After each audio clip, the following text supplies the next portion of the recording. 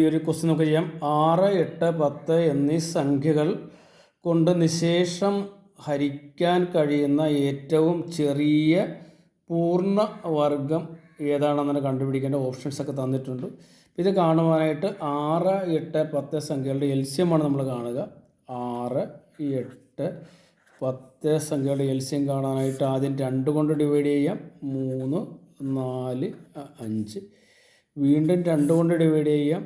3, 2, 5. ഇനി ഇവയെ പ്രത്യേകം ഒന്നും ഡിവൈഡ് ചെയ്യാൻ പറ്റത്തില്ല. അപ്പോൾ നമ്മുടെ എൽസിയം എന്ന് പറയുന്നത് 2 × 2 × 3, 2 × 2 × 3 × 2 × 5. മനസ്സിലായല്ലോ?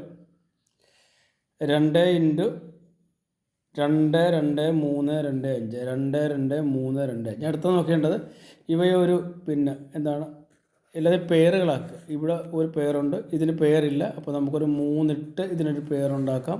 ഇവിടെ 2 പേരില്ല, അപ്പോൾ ഒരു 2 ഇട്ട് നമുക്കൊരു പേരുണ്ടാക്കാം. ഇവിടെ 5-നൊരു പേരില്ല, 5 ഇട്ട് നമുക്കൊരു പേരുണ്ടാക്കാം. ഇനി ഇവയെ തമ്മിൽ ഗുണിക്കുക. 2 × 2 × 3 × 2 × 5 × 3 × 2 ഈ സംഖ്യകളെല്ലാം തമ്മിൽ ഗുണിച്ചു കഴിഞ്ഞാൽ നമുക്ക് കിട്ടുന്ന ആൻസർ എന്ന് പറയുന്നത് 3600 ആണ്. അത് ഓപ്ഷനിലുണ്ട്. 3600 ഈസ് അവർ ആൻസർ. ഓക്കെ.